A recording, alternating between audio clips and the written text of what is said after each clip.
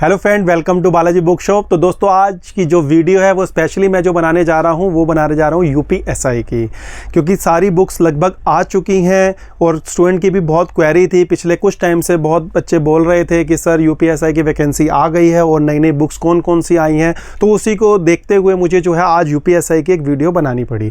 तो वीडियो बनाने में मैं सबसे पहले आपको बताऊँगा कि किन किन पोर्शनों का, वैसे तो मैक्सिमम स्टूडेंट जानते ही हैं कि कौन कौन से सब्जेक्ट हैं और कितने कितने क्वेश्चन आने हैं। जैसे कि 4 सब्जेक्ट हैं, चारों में आप देख ही रहे होगे कि एक जीएस हो गया, एक मैथ हो गया, एक रीजनिंग हो गया और एक हिंदी हो गया।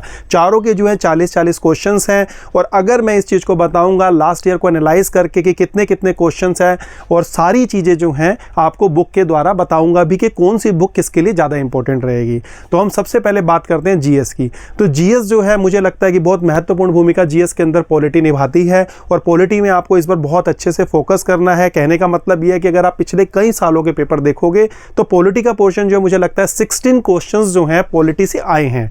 और अगर मूल विधि की बात करते हैं तो एवरेज लगाई जाए ऑल ओवर 6 से 8 क्वेश्चन हर बार आते हैं। और बाकी जो अदर जीएस हो गए जैसा कि हिस्ट्री, ज्योग्राफी, साइंस, एनवायरनमेंट, तो ये सारी चीज़ें जो हैं अलग से अगर आप देखेंगे तो 16 नंबर के आसपास वो आती हैं। तो अब जीएस की अगर हम सबसे पहले बात करें तो मुझे लगता है कि रामबाण, जिसको सब जानते ही होंगे, लूसेंट जो है सबके लिए इंपॉर्टेंट है। चाहे वो कोई भी एग्जाम की, कोई भी कॉम्पिटिटिव एग्जाम की प्रिपरेशन करता होगा तो लूसेंट उसके लिए बहुत ज़्यादा इंपॉर्टेंट होने वाली है। कहने का मतलब है यूपीएसआई से अगर आप जीएस को इसको अच्छे से पढ़ेंगे तो मुझे लगता है कि बहुत ज़्यादा इंपॉर्टेंस रहेगी। अब हम बात करते हैं जो 16 नंबर, जो कि मैं पॉलिटी और मूल विधि को हटा के बात कर रहा हूँ, उसको आपने कवर करना है। तो उसमें से सबसे ज़्यादा इंपॉर्टेंट है, जैसे कि अगर आप मान लीजिए कि हिस्ट्री को पढ़ना चाहते हैं तो हिस्ट्री में से जो मुझे लगता है कि अगर हिस्ट्री पढ़नी है तो इसका मॉडर्न हिस्ट्री जो कि सबसे ज़्यादा इंपॉर्टेंट रहेगा। सारी चीज़ें इन्होंने अलग अलग जो है लूसेंट में डिवाइड कर दी है, जैसा कि आप देख ही रहे होंगे। प्राचीन भारत, उसके बाद है मध्यकालीन भारत, उसके बाद है विश्व इतिहास और ये है आपका आधुनिक भारत। तो ये आधुनिक भारत के पोर्शन को आप लूसेंट से ज़रूर पढ़िएगा, क्योंकि लूसेंट का जो है हिस्ट्री का पोर्शन बहुत ही ज़्यादा इंपॉर्टेंट है। और मैं आपको यही कहूँगा कि प्राचीन और मध्य से ज़्यादा फोकस आपका जो है हिस्ट्री पे, मॉडर्न हिस्ट्री पे रहना चाहिए। अगर बात करते हैं हम ज्योग्राफी की, तो ज्योग्राफी का पोर्शन भी इसमें, जबकि आप सब जान ही रहे होंगे क्योंकि लूसेंट मुझे लगता है कि हर स्टूडेंट के पास लगभग होती है। तो अगर ज्योग्राफी की बात करते हैं तो ज्योग्राफी के अंदर आपने एनवायरनमेंट को अच्छे से पढ़ना है, ये जैसे पारिस्थितिकी, पर्यावरण, जो कि बहुत ज़्यादा इंपॉर्टेंट है। इकोनॉमी के अंदर से इसमें लगभग सारी चीज़ें इसने दी ही हुई हैं, जैसा कि आप देख ही रहे होंगे, सारी लेटेस्ट अप टू डेट है। आर्थिक शब्दावली से एक आध क्वेश्चन आ जाता है, राष्ट्रीय आय हो गया, आर्थिक आयोजन हो गया, आर्थिक समृद्धि हो गया, अर्थव्यवस्था, अर्थशास्त्र, ये सारी चीज़ें जो अच्छे से पढ़नी है। और थोड़ा सा इस बार का जो है बजट हो गया, बजट के मेन पॉइंट्स हो गए, या इकोनॉमिक सर्वे से कुछ ऐसी चीज़ें जो यूपीएसआई के लिए इंपॉर्टेंस रहेंगी, तो थोड़ा सा उसको फोकस कर लेना। अब अगली बात करते हैं हम इकोनॉमिक्स। देखिए, जो जीएस का है, अगर पिछले हम एनालाइज करते हैं पिछले कुछ सालों का, तो उसके अंदर जीएस में 3 पोर्शन जो है बहुत ही महत्वपूर्ण है। बहुत ही महत्वपूर्ण मतलब कि उसमें से ज़्यादा क्वेश्चन आए हुए हैं। सबसे पहले अगर हम बात करते हैं हिस्ट्री में से मॉडर्न हिस्ट्री, अगर एनालाइज मैंने जो करा है 4 से 5 क्वेश्चन लगभग उसमें से हैं। और दूसरी बात करें ज्योग्राफी में भी से भी 5 क्वेश्चन की एवरेज आती है, उसमें आपको एनवायरनमेंट में ज़्यादा से ज़्यादा फोकस करना है। और तीसरा है इकोनॉमी का पार्ट। इकोनॉमी में जो आपको बार बार बता रहा हूं कि जैसे बजट से थोड़ा सा एक आध क्वेश्चन उठ सकता है, और कुछ जो है अर्थव्यवस्था से रिलेटेड जितने भी क्वेश्चंस होंगे आपको थोड़ा अच्छे से फोकस करना है। और बाकी अगर हम साइंस की बात करते हैं तो साइंस में आपने बायोलॉजी को अच्छे से कवर करना है। फिजिक्स, केमिस्ट्री अगर आप छोड़ भी देते हैं तो कोई बड़ी बात नहीं है, क्योंकि साइंस के क्वेश्चन 1 या 2 आते हैं। और अगली बात, अगर हम बात करें जीएस के अंदर ही, तो यूपी, अगर हम यूपी को लें तो यूपी में मुझे लगता है कि घटना चक्र बहुत अच्छी रहेगी, कोई ज़्यादा इतनी थिक भी नहीं है, आराम से स्टूडेंट इसको पढ़ सकता है। 1-2 क्वेश्चन की एवरेज इसकी रहती है, लेकिन क्वेश्चन बहुत स्टैंडर्ड का आता है, तो इसलिए आप इसको अच्छे से देख सकते हैं। अब हम बात करते हैं इसके 16 क्वेश्चन, जो कि मैं आपसे पॉलिटी की बात कर रहा था। तो पॉलिटी के लिए मुझे लगता है कि सबसे इंपॉर्टेंट बुक परीक्षा वाणी की रहेगी। और इसमें जो है परीक्षा वाणी में आपको थोड़ा सा ध्यान से देख के करना है, क्योंकि क्या होता है कि ये बुक मोस्टली जो बनाई गई है ना, वो यूपी पीसीएस एग्जाम के लिए बनाई गई है, लेकिन इसमें इतने फैक्ट हैं और इतनी सारी चीज़ें दी हुई हैं कि मुझे नहीं लगता कि इससे बाहर कुछ पॉलिटी में आपका आ सकता है। मैं आपको इंडेक्स द्वारा दिखा ही रहा हूँ कि सारी चीज़ें जो हैं इन्होंने हर चीज़ अलग अलग चैप्टर वाइज डिवाइड कर दी है।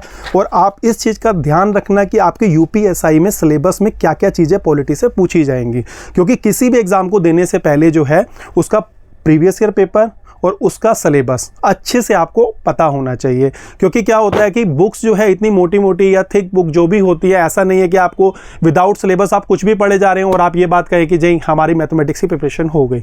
तो इन चीज़ों को थोड़ा सा ध्यान से देखना है।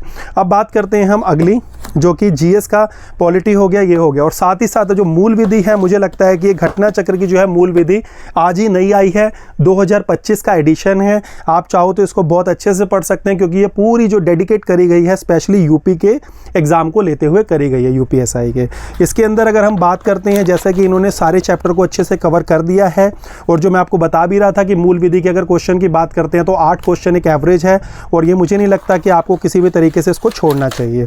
जैसा कि सबसे पहले मूल विधि का इन्होंने एक चैप्टर उठाया, भारतीय दंड संहिता तथा भारतीय न्याय संहिता। तो इसका क्या करा, इन्होंने मेन पॉइंट्स दिए हैं, एक इंपॉर्टेंट नोट्स बनाए हैं, और उसी से रिलेटेड जो इन्होंने फैक्ट दिए हैं या कोई भी चीज़ थ्योरिकल पोर्शन दिया है, उसी से रिलेटेड अगर हम आगे देखेंगे तो ये क्या है कि इसमें ऑब्जेक्टिव क्वेश्चंस डाल दिए, जिससे आपने जो पढ़ा है या जो इंपॉर्टेंट नोट्स देखे हैं तो आप उसकी प्रैक्टिस कर सकते हैं। आपने जैसे मान लीजिए अगले चैप्टर को मैंने खोला है और उसी से रिलेटेड उसके क्वेश्चंस हो गए। और सिलेबस की अगर बात करते हैं, पूरा अकॉर्डिंग टू सिलेबस ये बुक बनाई गई है, जो कि आपको दिखा रहा हूँ। सारे चैप्टर जो हैं इसमें कवर हैं। एक जो है का मूल विधि हो गई, दूसरा खा जो है संविधान हो गए। तो ये चीज़ों को जो है आप थोड़ा अच्छे से करेंगे तो मुझे लगता है कि इससे बाहर नहीं आएगा, और पॉलिटी जो है वो परीक्षा वाणी को ही आप प्रेफर करिएगा। अगली बात करते हैं हम हिंदी, जो कि मुझे लगता है 40 क्वेश्चन उसमें आ ही रहे हैं। तो आपको उसके लिए क्या पढ़ना है, आदित्य की जो है हिंदी बहुत ही ज़्यादा इंपॉर्टेंट रहेगी, क्योंकि ये जितने भी एग्ज़ाम्स हैं, एक तो इसमें क्या बेनिफिट है कि इसमें जो क्वेश्चंस हैं, क्वेश्चन की जो कलेक्शन है वो इतनी ज़्यादा है कि इससे बाहर कुछ नहीं आएगा। सारे चैप्टर जो हैं आप देख ही रहे होंगे, सारी चीज़ें हैं, लेकिन मैं आपको बार बार यही कहूँगा कि आपको अकॉर्डिंग टू सिलेबस पढ़ना है। अब हम तीसरी बात करते हैं मैथ्स की। हिंदी के साथ अगर आप ये देखेंगे घटना चक्र की, देखिए घटना चक्र ने अपनी चारों चीज़ें जो है अध्ययन सामग्री में निकाली हुई है, जैसे कि सामान्य हिंदी। इन शॉर्ट अगर आप देखना चाहते हैं, जैसे एक बुक को तो जरूर रखिए अपने साथ साथ, लेकिन कुछ ऐसी चीज़ें हैं जो पूरी तरह से, जैसे घटना चक्र ने अपने 4 पार्ट निकाले हैं जो मैं दिखा रहा हूँ। जैसे सामान्य हिंदी हो गई, दूसरा मूल विधि हो गई, तीसरा जो है रीजनिंग हो गई, और चौथा जो है सामान्य ज्ञान हो गया। आप इसको जो है एक जैसे कहते हैं ना, फिल्टर करके चीज़ें निकाली हुई है, एक निचोड़ के निकाली हुई है, एक एनालाइज करके निकाली हुई है, वो इन चारों बुकों में आपको जरूर मिलेगी। लेकिन कई चीज़ें ऐसी होती हैं कि आपको कभी कभार होता है कि जैसे 2017 का पेपर डिफिकल्ट बना, 21 का थोड़ा सा ईजी हो गया जीएस, लेकिन आपको जो है प्रिपरेशन अपनी कहीं से भी मिस नहीं करनी, क्योंकि वैकेंसी अच्छी है, टोटल 4543 वैकेंसी है, और आपको अच्छे से फोकस करना है। अब तीसरी चीज़ पे आते हैं हम रीजनिंग पे। रीजनिंग पे जैसे कि मैंने अभी आपको घटना चक्र की बुक दिखाई थी, उसके साथ अगर आप ये ले लेते हैं तो मुझे लगता है कि आपकी कोई चीज़ कमी नहीं रहेगी। कुछ चीज़ें ऐसी हैं कि जो उसमें नहीं समझ आएगी तो इसको चैप्टर वाइज आप देख सकते हैं। ये भी मैं आपको वीडियो द्वारा दिखा देता हूं कि आखिर इसमें कितने चैप्टर्स हैं और क्या क्या चीज़ें इन्होंने कवर करी हुई हैं। ये आप देख ही रहे होंगे सारी चीज़ें विषय सूची के हिसाब से, और सारे चैप्टर्स को जो है अलग अलग कर दिया है, और लास्ट में उसके साथ उसी से रिलेट करते हुए उसके कुछ प्रैक्टिस सेट या ऑब्जेक्टिव मल्टीपल चॉइस क्वेश्चन दे दिए गए हैं। अब लास्ट जो बात करेंगे हम मैथमेटिक्स की बात करेंगे, मैथ्स की, जो कि मैंने अभी आपको पहले भी दिखाई थी। ये घटना चक्र में जो है इन्होंने मैथमेटिक्स ये निकाली हुई है। और अब जो है मैं आपको दिखाता हूँ आर.एस. अग्रवाल, जो कि आपके लिए बहुत इंपॉर्टेंट रहेगी। आर.एस. अग्रवाल नवीन अंकगणित बहुत पुरानी किताब है। मुझे लगता है कि जितने भी एग्ज़ाम, चाहे रेलवे हो, चाहे एसएससी हो, चाहे एनडीए हो, चाहे सीडीएस हो, चाहे यूपी कांस्टेबल हो, तो सभी के लिए जो है ये बुक बहुत महत्वपूर्ण है। नवीन अंकगणित के नाम से आती है, आपको कहीं पर भी मिल जाएगी इजीली। और आप इस चीज़ को देख लीजिएगा, इंडेक्स के हिसाब से ही आपने अकॉर्डिंग टू सिलेबस पढ़ना है। मैं आपको बार बार बता रहा हूँ, बुकें जो इंपॉर्टेंट हैं, अच्छी हैं, वो मैं आपको दिखाने जा रहा हूँ, लेकिन इसमें आपने वही चैप्टर को कवर करना है जो आपके सिलेबस में है। अब जीएस है, जीएस मान लीजिए 40 क्वेश्चंस का है, तो इसके लिए एक प्रैक्टिस सेट जरूर मारना चाहिए, क्योंकि उससे पता चलेगा कि आखिर आपका जीएस कितना कवर है। तो उसके लिए मुझे लगता है कि लूसेंट की एक ऑब्जेक्टिव आप ले सकते हैं, जो कि बहुत ही ज़्यादा इंपॉर्टेंट होने वाली है। तो लूसेंट जो है आप इसको ज़रूर देखिएगा, बहुत ज़्यादा इंपॉर्टेंट है ऑब्जेक्टिव के लिए। और हाँ, ये सारी बुक्स के साथ मैं आपको लास्टली दिखा देता हूँ एक प्रीवियस ईयर पेपर, जो कि बहुत ज़्यादा इंपॉर्टेंट रहता है। क्योंकि क्या होता है कि यूपी में चाहे आप पीसीएस को ले लीजिए या कोई भी अदर एग्जाम को ले लीजिए, तो उसमें क्या होता है कि प्रीवियस ईयर पेपर के क्वेश्चन बहुत ज़्यादा उठते हैं। कहने का मतलब है रिपीट क्वेश्चन बहुत ज़्यादा होते हैं। तो यूथ कॉम्पिटिशन ने एक इतनी अच्छी कलेक्शन बनाई है, जो मुझे लगता है कि आपकी प्रैक्टिस भी हो जाएगी और साथ ही साथ आप प्रीवियस ईयर पेपर को देख लेंगे। अब मैं प्रीवियस ईयर पेपर की अगर आपको कलेक्शन की बात बताऊं, तो ये सामने आप देख ही रहे होंगे कि सारी चीज़ें जो हैं लगभग इन्होंने कोई भी शिफ्ट के एग्ज़ाम इन्होंने नहीं छोड़े हैं। और साथ में सिलेबस भी इन्होंने पूरा कंप्लीट दे दिया है कि आपको क्या पढ़ना है, क्या क्या चीज़ें हैं सिलेबस में, और सारी चीज़ों का जो प्रीवियस ईयर पेपर बनाया है उसका एक्सप्लेनेशन इन्होंने व्याख्या सहित इसको दिया हुआ है। तो प्रीवियस ईयर पेपर और सिलेबस, मैंने आपको पहले भी यही बात बोली है कि बहुत ज़्यादा इंपॉर्टेंट है, आपको ये चीज़ें पता रहनी चाहिए। और साथ ही साथ उससे रिलेटेड अच्छी अच्छी बुक, जैसे अच्छे राइटर हो गए। सबसे बड़ी बात क्या होती है कि मार्केट में कई तरह की बुक्स हैं, लेकिन आपको ऑथेंटिक बुक पढ़नी है, एक स्ट्रेटेजी के हिसाब से पढ़नी है। तो बुक्स जो हैं जो अच्छी हो आप उसी को पढ़िएगा, और बुक ज़्यादा खरीदने से बेहतर है कि जो आपके पास अच्छी बुक है उसको बार बार पढ़िएगा।